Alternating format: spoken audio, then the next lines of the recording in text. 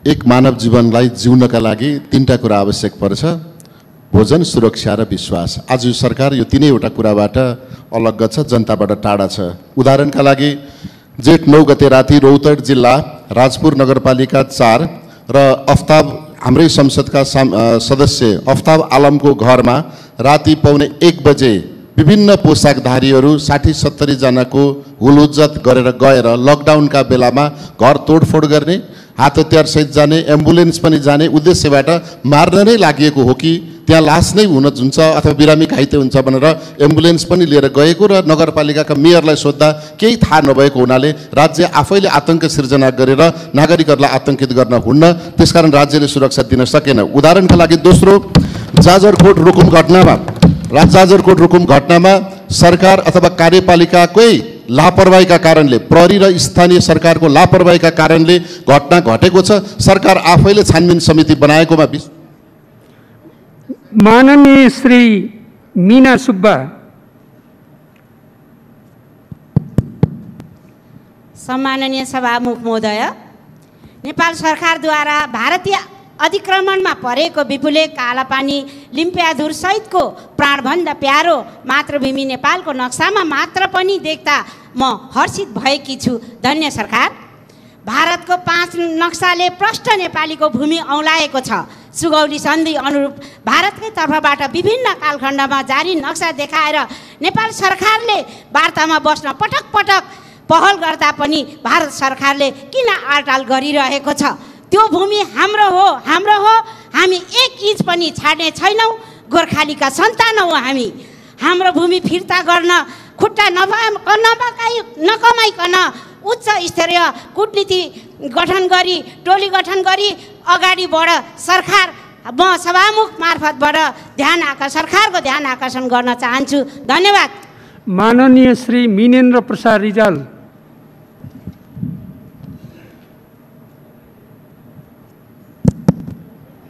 सम्माननीय सभामुख महोदय, प्रधानमन्त्रीले बोलाउनु भएको सर्वदलीय बैठकले संविधान संशोधन प्रस्ताव सबै दलको सहमतिमा छिटो प्रक्रियाबाट पारित गर्ने निर्णय भयो भन्ने सुन्यौँ। खुसी लाग्यो। यो हाम्रो कर्तव्य पनि हो।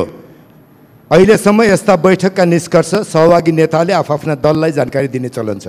अब हामी राजनीतिक सङ्क्रमणको चरणमा छैनौँ। संविधान सम्मत राजनीतिक अभ्यास र परम्परा स्थापित गर्दैछौँ। त्यस्ता बैठक, अझ विशेषतः संसदीय गतिविधिसँग सम्बन्धित बैठकका निष्कर्ष सरकारको तर्फबाट प्रधानमन्त्री वा संसदीय व्यवस्था मन्त्रीले संसदलाई जानकारी दिने परम्परा सुरु गरौँ। त्यसपछिको छलफल र निष्कर्षको प्रत्यक्ष प्रसारण र संसदीय अभिलेखबाट आज र चिरकालसम्म आम नागरिकको जानकारीमा यस्तो कुरा रहनेछ। संसदीय उत्तरदायित्व सुनिश्चित हुनेछ। संविधानको मर्म र भाव यही हो। संसदीय सार्वभौमिकता पनि यही हो। सभामुख महोदय र प्रधानमन्त्रीज्यूलाई नम्रतापूर्वक तर गम्भीर रूपमा यो चलन प्रारम्भ गर्न अनुरोध गर्न चाहन्छु। धन्यवाद। माननीय श्री मोहन बानिया।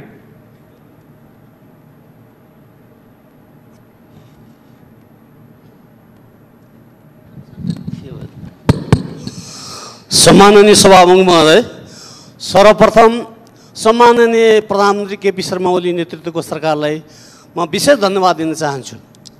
सदियौँदेखि क्षेत्रीय प्रभुत्ववादी भारतले अतिक्रमण गर्दै आएको लिपुलेक, लिम्पियाधुरा लगायत कालापानी क्षेत्रलाई चाहिँ आफ्नो राष्ट्रिय नक्सामा सामेल बनाएर नक्सा प्रकाशित गर्न सफल भएको हुनाले एकदम चाहिँ हर्षले चाहिँ एकदम गदगद भएका छौँ नेपालीहरू। वास्तवमा यही सदनमा, गरिमामय सदनमा राष्ट्रिय सार्वभौमिकता, राष्ट्रिय अखण्डता, राष्ट्रियतालाई चाहिँ एउटा धरौटीमा राखेर एउटा अलिकति पनि राष्ट्रको माया नमानेर अभिव्यक्ति दिने चाहिँ माननीय सांसदहरू पनि यहीँ उपस्थित हुनुहुन्छ। मलाई लाग्छ म शर्मिन्दा भएको छु। कृपया उहाँहरूले यो आफ्नो वचन, आफ्नो बोली फिर्ता गर्नुहोस्, चेन्ज गर्नुहोस्, राष्ट्रको लागि माया गर्नुहोस् र राष्ट्रको एउटा चाहिँ गौरव र राष्ट्रको एउटा गौरवान्वित हुने खालको चाहिँ नेपाली जनतालाई अभिभूत एउटा चाहिँ। माननीय श्री यज्ञबहादुर बोगटी।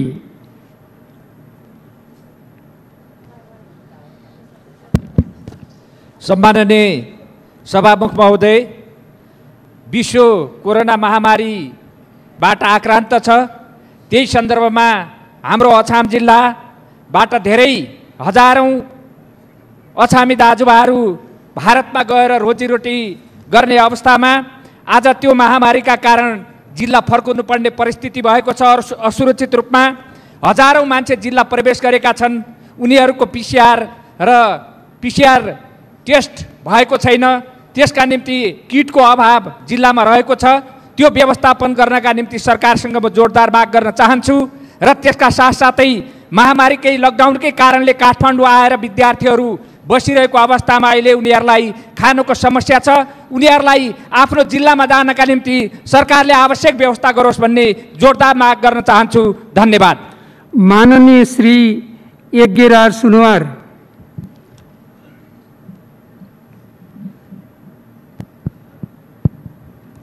सम्माननीय सभामुख महोदय, बर्सातको समय सुरु हुन लागेको छ। खास गरिकन कोरोना भाइरसको सङ्क्रमितको सङ्ख्या बढेसँगै यसको त्रास पनि भत्तै बढेको छ।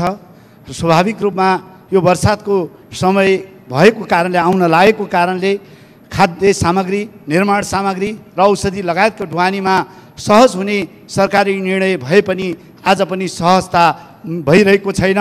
र यस बिचमा खास गरिकन बजारमा कृत्रिम अभाव खडा गरेर कालो बजारीमा रमाउनेहरूको चलखेल बढ्न सक्दछ। यसतर्फ सरकारको समयमा ध्यान जाओस्। धन्यवाद। माननीय श्री यशोदा गुरुङ सुवेदी।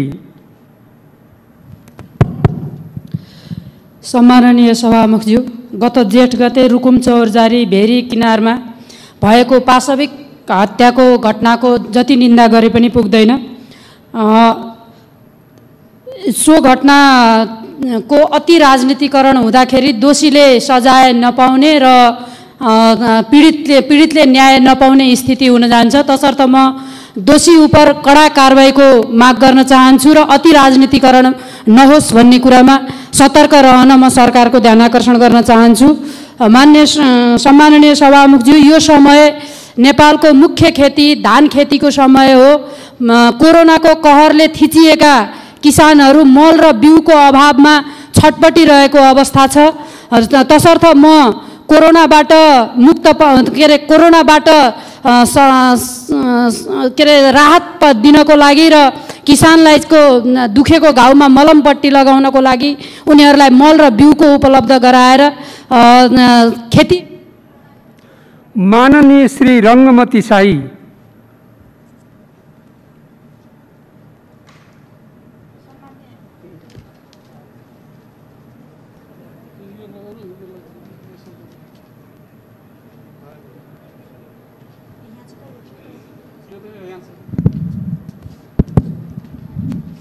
सम्मान्य सभामुख महोदय, बीच बाटोमा अलपत्र परेका नागरिकले हामीलाई सोध्छन् हाम्रो उद्धार कहिले हुने हो।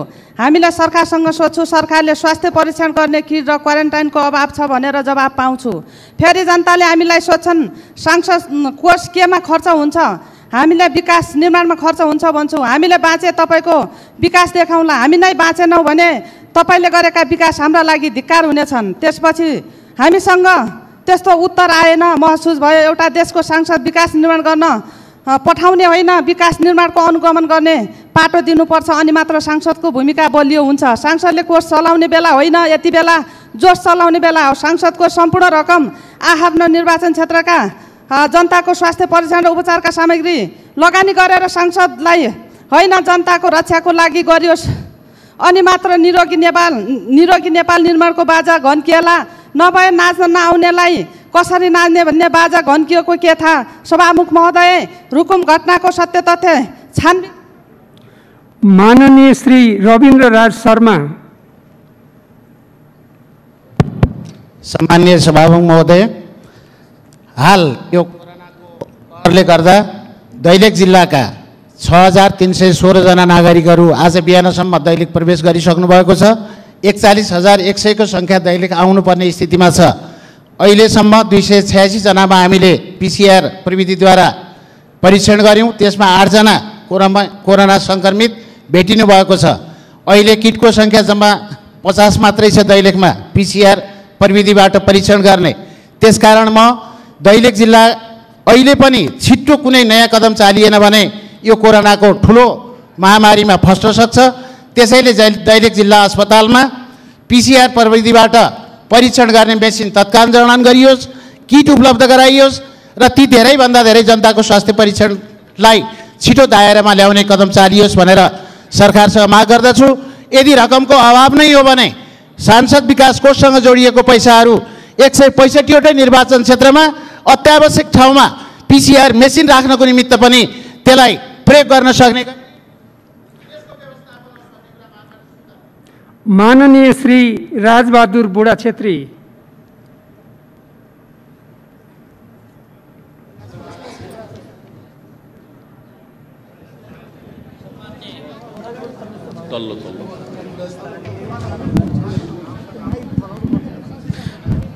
सम्माननीय सभामुखज्यू, अलि थोरै गल्ती भएछ।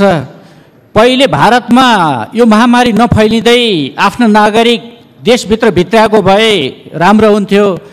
अहिले त्यो हामीले गर्न सकेनौँ, रोकेर राख्यौँ। अहिले नागरिक मात्रै आउने होइन, कोरोना सहित बोकेर एकैचोटि यो भेल बगिरहेको छ। धेरै नाकाहरूमा हजारौंको दरले देश भित्रिएका छन्। यसबेला व्यवस्थापन गर्न गाह्रो भएको छ। स्थानीय सरकार र स्थानीय प्रशासनलाई हम्मे परेको छ। एकातिर बजेटको समस्या छ, अर्कोतिर जनशक्ति व्यवस्थापन गर्न भौतिक सुविधाको कारणले गाह्रो भइरहेको छ। त्यसैले केन्द्र सरकार र प्रदेश सरकारले स्थानीय तहलाई आवश्यक रकमको तुरुन्त व्यवस्था गरिनुपर्छ, ताकि आफ्नो सिमानामा आएका जनतालाई आफ्नो स्थानीय तहसम्म ओसार पसार गर्न सजिलो हुन्छ। साथसाथै क्वारेन्टाइनको व्यवस्था गर्न सजिलो हुन्छ, खानको व्यवस्था गर्न सजिलो हुन्छ। त्यो अहिले रकमको अभाव भएको कुरा धेरै ठाउँबाट आइरहेको छ। माननीय श्री राजेन्द्र कुमार केसी। सभामुख महोदय, म स्वास्थ्य मन्त्रीजीको ध्यान आकर्षण गर्न चाहन्छु। काठमाडौँ क्षेत्र नम्बर 10 मा चन्द्रगिरी नगरपालिका, दक्षिणकाली नगरपालिका र कीर्तिपुर नगरपालिका पर्दछ। हालै आरडिटी टेस्ट गर्दाखेरि चन्द्रगिरी नगरपालिकामा 56 जना संक्रमित फेला पर्यो र हामीले त्यसलाई क्वारेन्टाइनमा राख्यौँ र 5 दिनपछि हेर्दा PCR मा केही पनि देखिएन।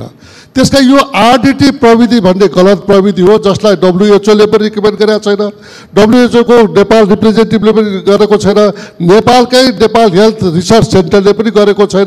फेरि स्वास्थ्य मन्त्रीजी त्यो आरडिटी नै किनेर जनतालाई किन अलबलमा पार्नुहुन्छ, त्यसको मलाई जवाब चाहियो। PCR हो यसको चाहिँ, PCR यसको अन्तिम विकल्प हो। त्यसकारण कन्ट्याक्ट टेस्टिङ गरेर PCR तिर जान म अनुरोध गर्न चाहन्छु। जनतालाई भुलभुलैयामा राखेर 56 जना अत्यन्त आतंकित भयो, रुवाबासी भयो। 5 दिनसम्म PCR को चाहिँ रिजल्ट आएन र 6औं दिनको दिन तिमीहरू मुक्त छौ भन्दा समाज कति आतंकित भयो होला। यस्तो अविश्वसनीय कुरामा किन स्वास्थ्य मन्त्रीजी माननीय श्री राजेन्द्र प्रसाद गौतम।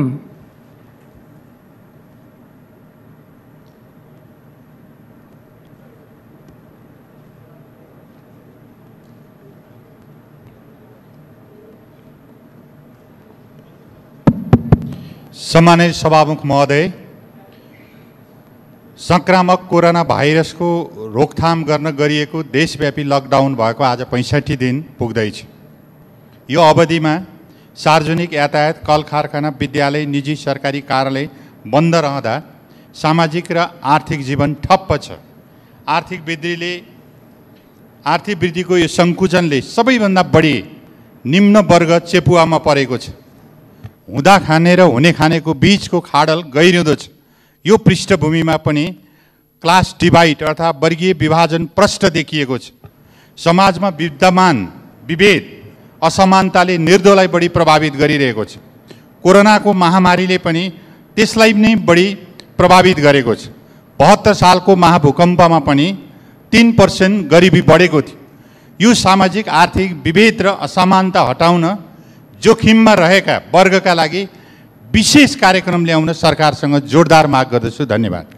माननीय श्री रामबहादुर बिष्ट। सम्माननीय सभामुख महोदय, भारतलाई ब्रिटिस उपनिवेशबाट मुक्ति दिलाउन स्वतन्त्र सङ्ग्रामको लडाईँ, भारत छोडो आन्दोलनमा नेपालीहरूको महत्त्वपूर्ण भूमिका रहेको इतिहास छ। भारतीय भूमि सुरक्षाका लागि गोर्खाली सैनिकको रूपमा हजारौँ नेपालीहरू काम गरिराखेको यथार्थ सबैलाई थाहा छ। नेपालले यति ठुलो गुण लगाएको ऋण तिर्नु त कता हो कता, उल्टै भारत सरकारले महाकाली, लिपुलेख र लिपियाधुरा समेत गरी 335 वर्ग किलोमिटर क्षेत्र अतिक्रमण गरी मुखमा राम राम बगलीमा छुराको सिद्धान्त लागू गर्न भारत सरकारलाई लाज लागेन। यसको म घोर निन्दा गर्दछु। सरकारले सीमा विवाद जस्तो राष्ट्रिय मुद्दामा प्रमुख प्रतिपक्ष र आम जनताहरूको साथ पाइराखेको यो अवस्थामा कूटनीतिक क्षेत्रमा सरकार कति सफल कति असफल भयो भन्ने कुरा सरकारको लागि परीक्षणको घडी हुनेछ।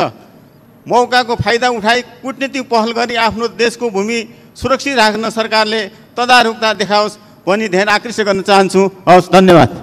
माननीय श्री रेखा कुमारी।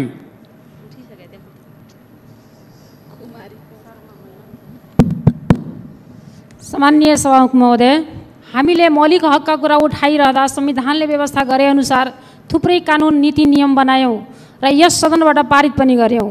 आज नागरिकता विधेयकका बारेमा के भइरहेको छ म जान्न चाहन्छु। आज हामी किन गम्भीर भइरहेका छैनौँ र कहाँनिर के मिलेर जसका कारण आज थुप्रै युवाहरू पढे लेखेका बेरोजगार भइरहेका छन्, टेक्निकल अवसरबाट वञ्चित भइरहेका छन्। संविधानले आमा वा बुबा नेपाली छन् भने तिनका सन्तानले नागरिकता पाउने व्यवस्था छ, तर आज संविधानमा लेखेका कुरा किन कार्यान्वयन भइरहेको छैन, जिज्ञासा छ सभामुख महोदय। धन्यवाद। माननीय श्री रेखा शर्मा। सम्माननीय सभामुख महोदय, नेपाली जनताले लामो समयदेखि माग गर्दै आएको भारतद्वारा अतिक्रमित भूमि लिम्पियाधुरा, लिपुलेख र कालापानीलाई नेपालको नक्सामा समावेश गरियोस् भन्ने मागलाई हालसालै सरकारले सम्बोधन गरेको छ। यसका लागि म नेपाल सरकारलाई हार्दिक धन्यवाद दिन चाहन्छु र अहिले यसको पूर्ण कार्यान्वयनको लागि छिटोभन्दा छिटो संविधानको संशोधनको प्रस्ताव संसदमा प्रस्तुत गरियोस् र भारतसँग कूटनैतिक वार्ता र छलफल गरी भूमि प्राप्तिका लागि सम्पूर्ण उपायहरूको अवलम्बन गरियोस् भन्ने चाहन्छु। सभामुख महोदय, देश यति बेला कोरोना भाइरसबाट आक्रमण छ, सङ्क्रमितको सङ्ख्या दिन प्रतिदिन बढिरहेको छ। भारतबाट स्वदेशमा आउने हजारौँको सङ्ख्यामा नेपालीहरू आइरहनु भएको छ। चेक जाँच लगायतका क्वारेन्टाइन र आइसोलेसन वार्डहरू व्यवस्थित हुन नसक्दा स्थिति भयावह बन्दैछ। तसर्थ यो स्थितिलाई नियन्त्रणमा लिन तुरुन्त स्वास्थ्य सामग्रीहरू पठाउन र आइसोलेसन वार्ड र क्वारेन्टाइनलाई व्यवस्थित गर्न प्रदेश र स्थानीय तहसँग समन्वय गरी प्रक्रियालाई अगाडि बढाउन नेपाल सरकारसँग आग्रह गर्दछु। धन्यवाद। माननीय श्री रेणुका गुरुङ।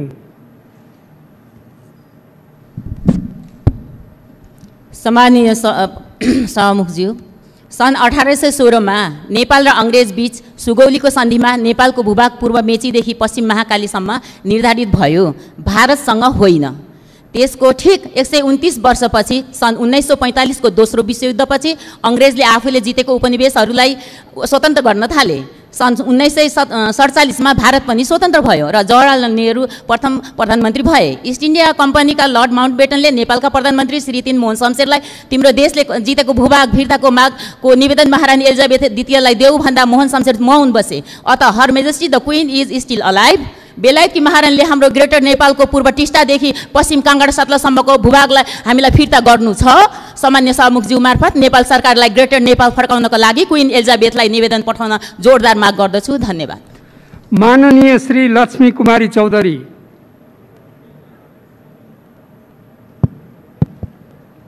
सम्माननीय सभामुख महोदय, कोरोना महामारीको कारण सुदूरपश्चिम एकदमै सङ्क्रमितमा छ, उच्च जोखिममा छ। किनभने भारतबाट दैनिक जसो हजारौँ सङ्ख्यामा भारतबाट नेपाली नागरिकहरू आइरहेको छन्। त्यसैले यसको परीक्षणको लागि के अरे पिसिआर विधि नै एकदम उत्तम विधि भएकोले यसको परीक्षणको दायरा पिसिआर माध्यमबाट नै सबै जिल्लाहरूमा एकदम व्यवस्थित रूपमा पठाउनको लागि म नेपाल सरकारको ध्यान आकर्षण गर्न चाहन्छु। त्यसै गरी अहिले कोरोनाको महामारी सँगसँगै अहिले बर्सातको समय भएको हुनाले कृषिका लागि मल बिउ बिजनहरूको लागि पनि सरकारले समयमै नै यसको ध्यान दियोस् भनेर म सरकारको ध्यान आकर्षण गर्न चाहन्छु। धन्यवाद। माननीय श्री लक्ष्मी परियार। सम्माननीय सभामुख महोदय, रुकुम पश्चिममा भएको जातीय विभेद सहितको नरसंहारबाट मारिएका नवराज विक लगायत मृतकहरूमा भावपूर्ण श्रद्धाञ्जली, घाइतेहरूप्रति स्वास्थ्य लाभको कामना। सम्माननीय सभामुखज्यू, जातीय विभेद तथा छुवाछुतका प्रति किन सरकार संवेदनशील छैन? झन्डै 14%, 60 लाख दलित समुदायमाथि किन यति ठुलो कुठाराघात भइरहेको छ? संविधानको धारा 24, धारा 40 प्रति सरकारको किन दृष्टि परिरहेको छैन? के 60 लाख दलित समुदायलाई मारेर सिद्ध्याउने नै हो? यदि होइन भने संविधानमा भएका प्रावधान बनेका कानुन कार्यान्वयन हुन पर्यो। कार्यान्वयन मात्र होइन सभामुख महोदय, प्रभावकारी कार्यान्वयन हुन पर्यो। जातभातको लागि ठेकदार गर्ने ठेकदारीहरूलाई किन जङ्गलमा खुला पशुलाई जस्तै मनपरी गर्न कहिलेसम्म छोड्ने हो? रुकुम पश्चिमको घटनामा मृतक परिवारलाई क्षतिपूर्ति सहित न्याय पाउन सकुन्, दोषी अपराधीहरूको यो या त्यो नाममा उम्कन नपाउन्, त्यो घटना उप राजनीति नहोस् र कुरा तोडमोड गरेर यदि अपराधीहरू उम्के भने त्यसको परिणाम ज्यादै नराम्रो हुनेछ। सम्माननीय सभामुखज्यूलाई अनुरोध। माननीय श्री मातृका प्रसाद यादव।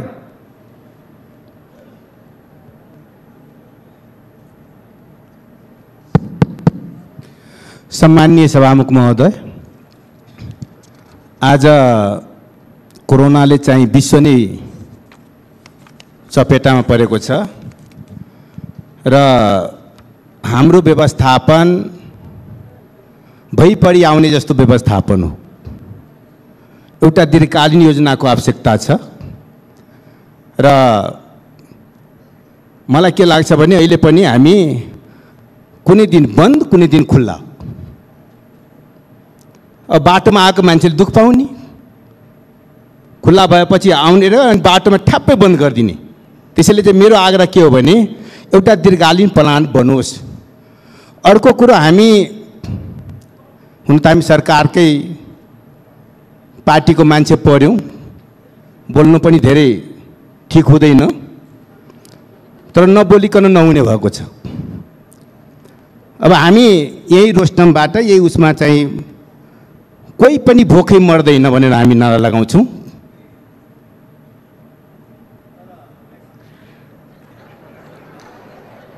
मान्य सदस्यहरू, अब प्रतिनिधि सभाका सचिव श्री गोपालनाथ योगीलाई राष्ट्रिय सभामा उत्पत्ति भएको नेपाल विशेष सेवा विषयक 2076 का सम्बन्धमा राष्ट्रिय सभाबाट प्राप्त सन्देश टेबल गर्न अनुमति दिन्छु।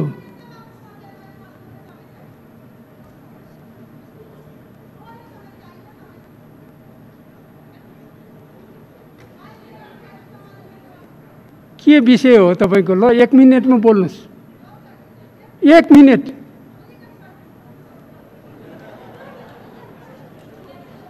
माइक आएको छैन, माइक आएपछि सुरु गर्छु। सम्माननीय सभामुख महोदय, कुरा रौतहटको हो। रौतहटमा कोरोना संक्रमित बढेर अहिले 72 जना पुगेको छ। त्यसैले रौतहट जिल्ला उच्च जोखिममा रहेको र भारतबाट आउनेहरूको सङ्ख्या पनि एकदम बढी भएर अनि आउनेहरूको चाहिँ क्रम पनि जारी नै रहेको छ सम्माननीय सभामुख महोदय। र त्यसै गरी रौतहट जिल्लामा 26 वटा क्वारेन्टाइन छन्। 26 वटा क्वारेन्टाइनमा एउटा मात्र क्वारेन्टाइनमा चाहिँ राम्रो व्यवस्था WHO को मापदण्ड अनुसार व्यवस्था भए तापनि 25 वटा क्वारेन्टाइन भने चाहिँ एकदम अव्यवस्थित रहेको अवस्था छ सम्माननीय सभामुख महोदय। त्यसै गरी खानपानको व्यवस्था त्यहाँ राम्रो छैन। त्यहाँ क्वारेन्टाइनमा बस्नेहरूलाई चिउरा र दालमोट दिएको छ सम्माननीय सभामुख महोदय। यो कसले हेर्ने हो? कसको जिम्मामा हो? त्यसै गरी सम्माननीय सभामुख महोदय, सामाजिक दूरीको पनि त्यहाँ एकदम राखिएको छैन सामाजिक दूरी। र त्यसै गरी म आफ्नो व्यक्तिगत कुरा गर्दाखेरि चाहिँ मैले रौतहट जिल्लाको सिडिओ साहेब भन्छु म यहीँबाट, सिडिओ साहेब वासुदेव घिमिरेलाई फोन गर्दाखेरि फोन नउठाएको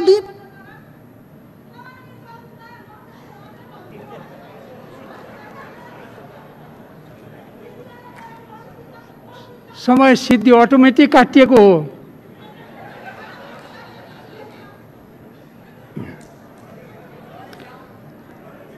मान्य सदस्यहरू, अब कानुन न्याय तथा मानव अधिकार समितिका मान्य सभापति श्री कृष्णभक्त पोखरेललाई कानुन न्याय तथा मानव अधिकार समितिको वार्षिक प्रतिवेदन 2077 पेश गर्न अनुमति दिन्छु।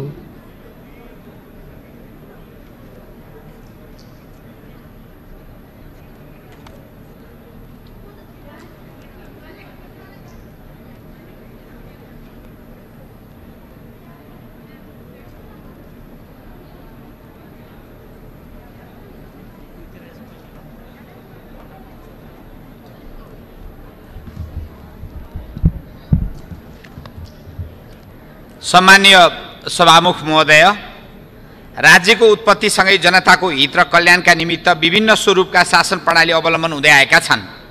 राज्यले अवलम्बन गर्ने शासन प्रणालीमा समयानुकूल परिवर्तन आए तापनि मानिसको नैसर्गिक र जन्मसिद्ध अधिकारको रूपमा रहेको मानवाधिकारको सम्मान, संरक्षण र परिपूर्ति सम्बन्धी दायित्व राज्यको नै रहेको छ।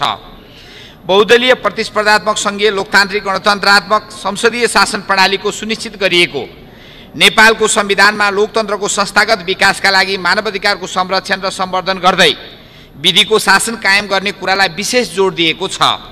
हामीले अवलम्बन गरेको शासन प्रणालीमा शक्तिको सर्वोच्च स्रोत नेपाली जनतामा निहित रहेको छ। सार्वभौम सत्ता सम्पन्न जनताको मतबाट निर्वाचित जनप्रतिनिधिहरूले प्रतिनिधित्व गर्ने वैधानिक थलो संसद हो। संविधानको सर्वोच्चता, विधिको शासन, नागरिक स्वतन्त्रता, मौलिक अधिकार, पूर्ण प्रेस स्वतन्त्रता, स्वतन्त्र निष्पक्ष र सक्षम न्यायपालिका, आबाधिक निर्वाचन जस्ता लोकतन्त्रका मूलभूत मान्यतालाई आत्मसात गर्दै यो समिति कानुन निर्माणमा कटिबद्ध रहेको छ। नेपालको संविधानको धारा 97 र प्रतिनिधि सभा नियमावली 2075 को नियम 170 बमोजिम प्रतिनिधि सभा अन्तर्गत गठन भएका 10 वटा विषयगत समिति मध्ये यस समितिको कार्यक्षेत्रभित्र कानुन, न्याय तथा संसदीय मामला मन्त्रालय, न्याय परिषद, न्याय सेवा आयोग, महाधिवक्ता कार्यालय र मानवाधिकार रहेको छ भने नियमावलीको नियम 175 मा यसको काम कर्तव्य अधिकार तोकिएको छ। सभामुख महोदय, व्यक्तिको जन्मसिद्ध, नैसर्गिक, अविभाज्य, प्राकृतिक, विश्वव्यापी र अहरणीय अधिकारको रूपमा रहेको मानवाधिकारको संरक्षण, सम्वर्धन र परिपूर्ति गर्ने दायित्व राज्यको भएको हुँदा सो सम्बन्धमा यस समितिले मानवाधिकारको उल्लङ्घन हुन नदिन सरकार र सम्बन्धित पक्षलाई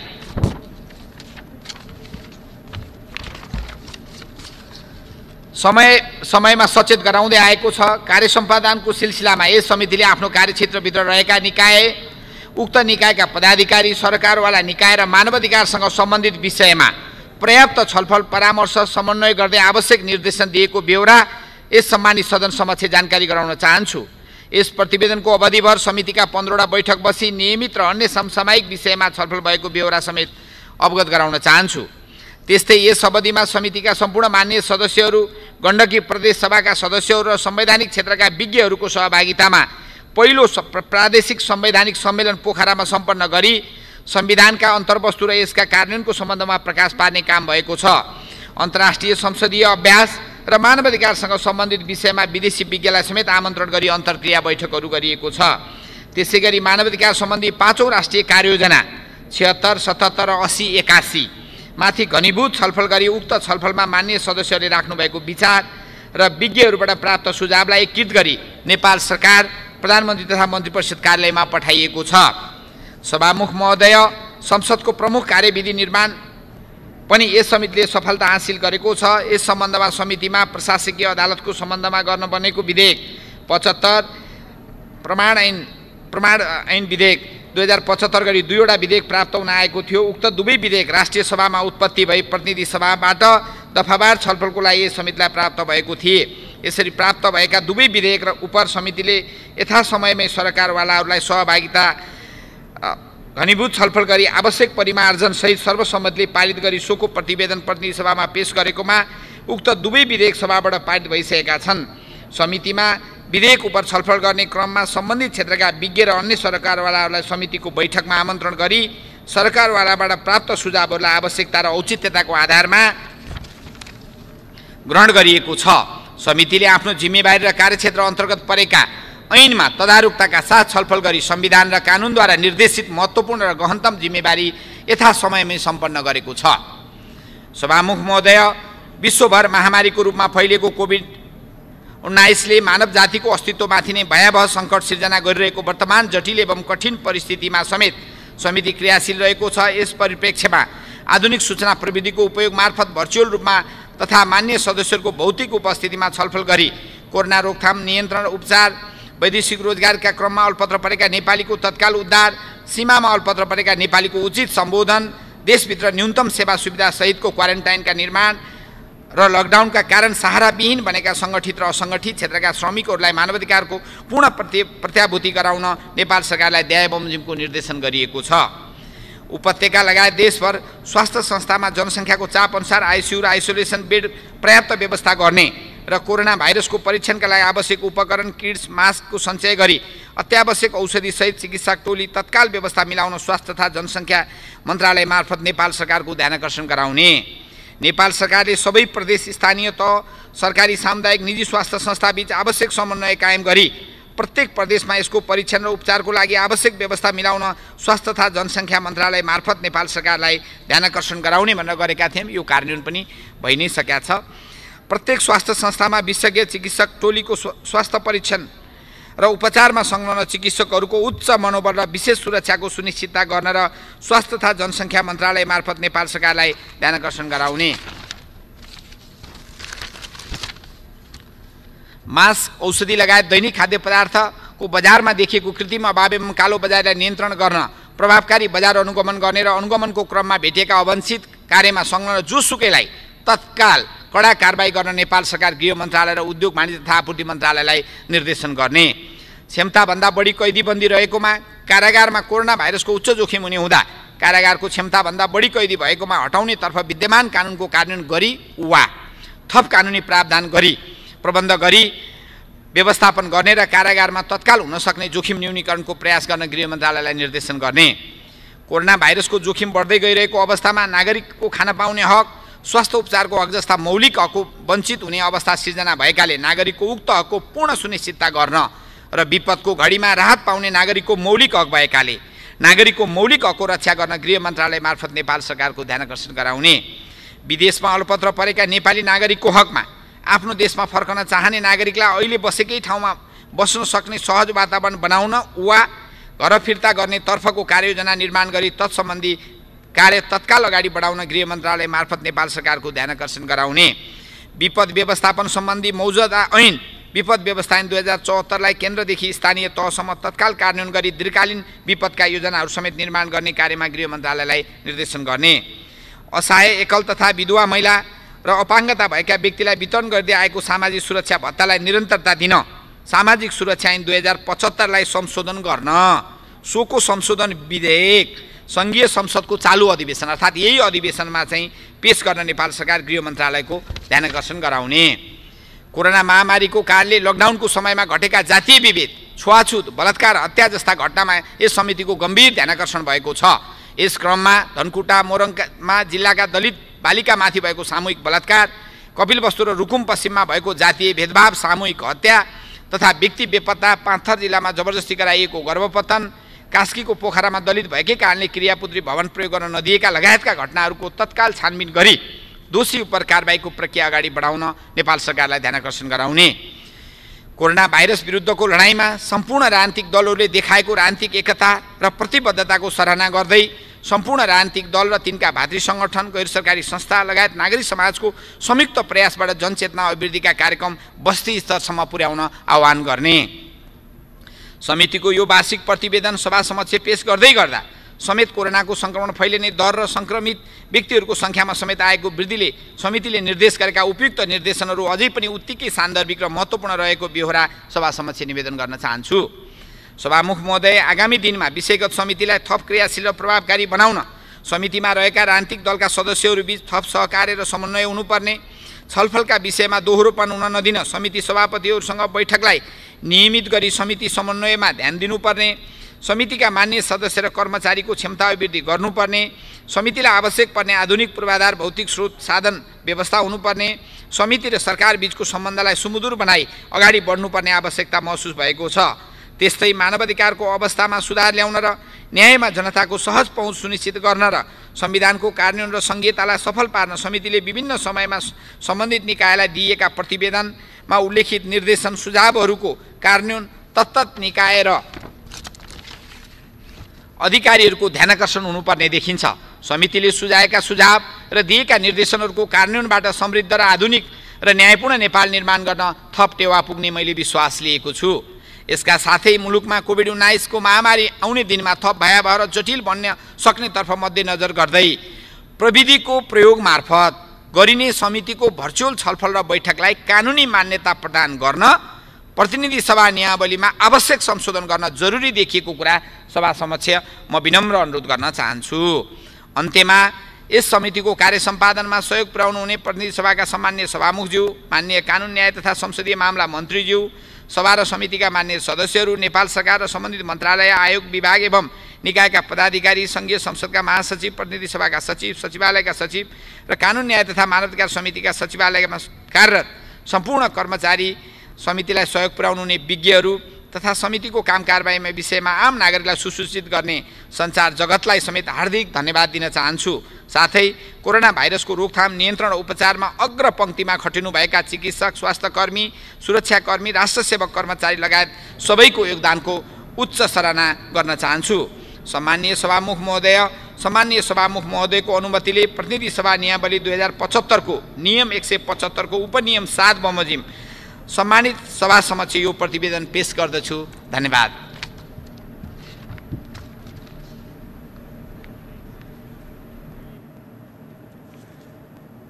माननीय सदस्यहरू, अब शिक्षा तथा स्वास्थ्य समितिका माननीय सभापति श्री जयपुरी घरतीलाई मदन भण्डारी विज्ञान तथा प्रविधि विश्वविद्यालय विधेयक सम्बन्धी समितिको प्रतिवेदन 2076 लाई पेश गर्न अनुमति दिन्छु।